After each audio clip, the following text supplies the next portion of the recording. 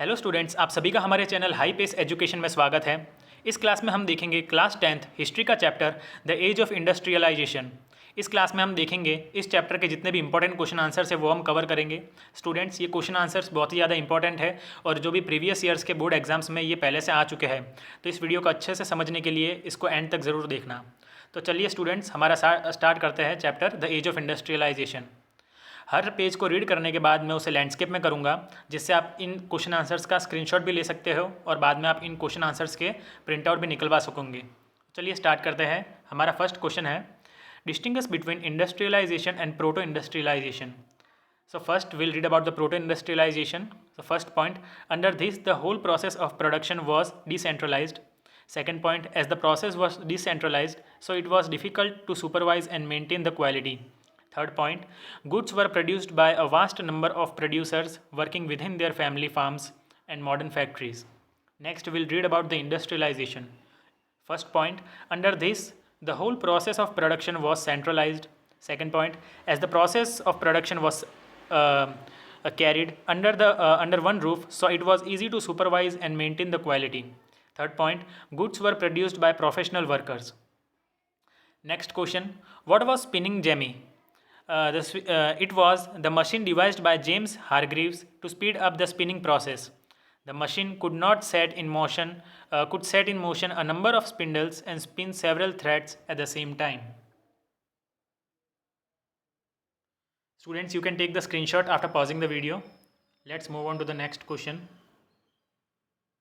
Why were most of the producers reluctant to use the new technology? Explain by giving examples. First point, expensive new technology. New technologies and machines were expensive, so the producers and the industrialists were cautious about using them. Second point, costlier repair. The machines often broke down and the repair was costly. Third, less effective. The newly invented machines were not as effective as their inventors and manufacturers claimed. Fourth point, availability of cheap workers. Poor peasants and migrants moved to cities in large numbers in search of jobs, so the supply of workers was more than the demand. Therefore, workers were available at low wages. Next point, uniform machine-made goods. A range of products could be produced only with the hand labor. Machines were oriented to producing uniforms, standardized goods for a mass market, but the demand in the market was often for goods with intricate design and the specific shapes. Next question, explain the major features of the industrialization process of Europe in the 19th century. So the answer is, first point, major industries, cotton and metal industries were the most dynamic industries in Britain. Next point, domination of traditional industry. The modern machinery and the industries could not easily, take the screenshot, could not easily displace traditional industries. Even at the end of the 19th century, less than 20% of the total workforce was employed in technologically advanced industrial sectors. Next point, base for growth. Ordinary and small innovations built up the basis of growth. In many non-mechanized sectors such as food processing, building, pottery, furniture making and production of implementing sectors. Next point, new inventions. A series of inventions in the 18th century increased the efficiency of each step of the production process. Next point, slow pace. New technology did not spread dramatically across the industrial landscape. New technology and machineries were expensive, so the producers and the industrialists were cautious about using them. Our next question is, the process of industrialization brought with it miseries of the newly emerged class of industrial workers. Explain. So the answer is, this answer is also in points. First point is, more workers than demand. There was an abundance of workers in the market than the demand. This had an adverse impact on the lives of the workers. Due to the shortage of work, most of the workers failed to get jobs, so they offered their services at lower wages. Take the screenshot. Next point, seasonality of work. Seasonality of work in many industries meant prolonged periods without work. After the BC season was over, the poor were on the street. Next, low real wages.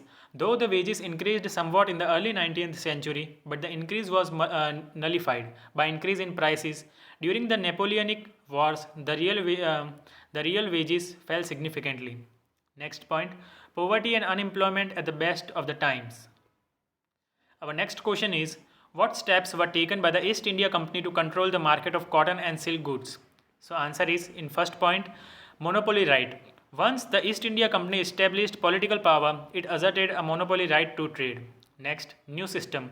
After establishing monopoly over trade, it proceeded to develop a system of management and control that would eliminate competition, control cost, and ensure regular supplies of cotton and silk goods. Next point, appointing Gomasthas. The company tried to eliminate the existing trader and brokers connected with the cloth trade and establish a more direct control over the weavers through Gomasthas. Next point, system of advances. To have a direct control over the weavers, the company started the system of advances. Once an order was placed, take the screenshot. Once an order was placed, the weavers were given the loans to purchase the raw material for their production. Those who took loans had to hand over the cloth they produced to the Gomasthas. They could not take it to any other trader. Next point, use of power. The company used its administrative machinery to control the market. At many places, weavers were often beaten and flogged for delays in supply. Our next question is, by the first decade of 20th century, a series of changes affected the pattern of industrialization in India. Explain. So first point is the Swadeshi and Boycott movements. The launch of Swadeshi and Boycott movements after the partition of Bengal provided impetus to Indian industries. There was an increase in the demand of Indian goods, especially of clothes. Next, industrial groups. Industrial groups had also organized themselves to protect their collective interest, pressurizing the government to increase the tariff, the protection, and grant other concessions. Next point, decline of exports to China. From 1906, moreover, the export of Indian yarn to China declined since product from Chinese and the Japanese mills had flooded the Chinese markets. Next point, the First World War. The First World War created a new situation with the British. Please take the screenshot. With the British mills busy with war production to meet the needs of the army, suddenly Indian mills had a vast home market to supply. Next point, downfall of Manchester in the Indian market. After the war, Manchester could never recapture its old position in the Indian market. Our next question is, who were the entrepreneurs or business groups in India during the 19th century? So first one is Dwarkanath Tagore. He was the leading trader of Bengal. He accumulated his wealth through China trade before he turned to industrial investment. He set up 6 joint stock companies in the 1830s and 40s. Though his enterprises sank in the 19th century, yet he showed way to many of the Chinese traders, who later became successful industrialists. Next, Dinsho Petit. He was a Parsi entrepreneur and was the founder of first textile mill in India. Next, Jamshedji Nasarwanji Tata. He is generally accepted as the father of Indian industry. He had accumulated his wealth partially from exports to China and partially from raw cotton manned ships to India. Next, Seth Hukumchand. He was a Marwadi businessman who set up the first Indian jute mill in Calcutta in 1917. Next is the Birlas. The Birlas belong to the Marwadi group. Take the screenshot. The Birlas belong to the Marwadi group who had established a business in cotton dealership. Our next question is, explain the impact of the First World War on the Indian industries. So first point is decline of Manchester. With the British mills busy with the war production to meet the needs of the army, Manchester imports into India declined. Increase in demand. With the decline of imports, suddenly Indian mills had a vast home market to supply. Next point, demand from army.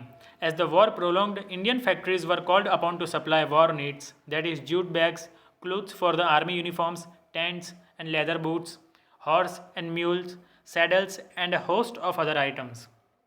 Next, new factories. New factories were set up and old ones ran multiple shifts. Many new workers were employed and everyone was made to work for longer hours.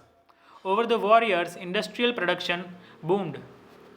Next, downfall of British industry and boom for home industry. After the war, Manchester could never recapture its old position in the Indian market. Cotton production collapsed and the exports of cotton cloth from Britain fell dramatically. Within the colonies, local industrialists gradually consolidated their position, substituting foreign manufacturers. Take the screenshot. And capturing the home market. Question number 10th. Explain the methods used by producers to expand their markets in the 19th century. So the answer is first method is advertisement. Advertisements through newspapers, magazines were the most important method used by the producers to expand the market and shaping a new consumer culture. Advertisements make products appear desirable and necessary. Next method is labeling. Labeling was another method used by the producers to expand their market.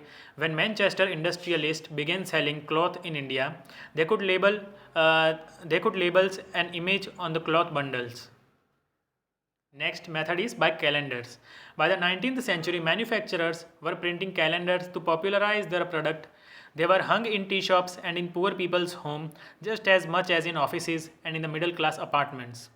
Next, images of important personages. Along with the image of gods, figures of important personalities of emperors and nawabs were also used to lure the customer. Next is advertisement by Indian producers. Indian manufacturers were also using the same tactics. When Indian manufacturers advertised, the nationalist message was clear and loud. If you care for the nation, then buy products that Indian produced. Finally, advertisements became a vehicle of national message.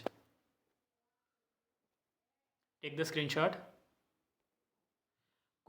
Next question is, by the beginning of 19th century, there was a long decline of textile exports from India. Explain by giving reasons. So first point is development of cotton industries in England. As cotton industries developed in England, industrial groups began worrying about the imports from the other countries. They pressurized the government to impose import duties on cotton textiles so that Manchester goods could sell in Britain without facing any competition from outside. Next point is growth of mills and falling demand. With growing mills and falling home demand, British industrialists persuaded the East India Company to sell British manufacturers in the Indian market as well. Next, two-edged policy. To sell its manufacturers in India, East India Company a two-edged policy, that is, no taxes on imports but high taxes on exports. Next point is Manchester goods in India. Cotton weavers and small producers in India thus faced two problems at the same time. Their export market collapsed and the local market shrank, being glutted with the Manchester imports. Next is shortage of raw material. When the American Civil War broke out and the cotton supplies from the US were cut off, Britain turned to India as raw cotton exports from India increased. The price of raw cotton shot up. Weavers in India were starved of supplies and forced to buy raw cotton at example Odeon prices. In this situation, weaving could not pay. Students, हमारा जो chapter है history का class 10 the age of industrialisation यहीं पर and होता है. Students, ये question answer सभी पॉइंट्स के अंदर इनके आंसर्स डिवाइडेड है, तो आप आराम से इन पॉइंट्स को याद कर सकते हो और आपका ये चैप्टर पूरा क्लियर हो जाएगा. हम इस चैप्टर के ऊपर नोट्स भी लेकर आएंगे, उसकी भी वीडियो बहुत जल्दी आएगी. अगर आपको ये वीडियो अच्छा लगा हो तो प्लीज़ हमारे चैनल को सब्सक्राइब कीजिए और हमारी वीडियो को भी लाइक कीजिए. Thank you so much students. और हमें कमेंट्स में बताइए कि आप नेक्स्ट वीडियो कौन से चैप्टर पर चाहते हैं और कौन सी सब्जेक्ट्स पर आप नेक्स्ट वीडियो देखना चाहोगे. Thank you so much for watching.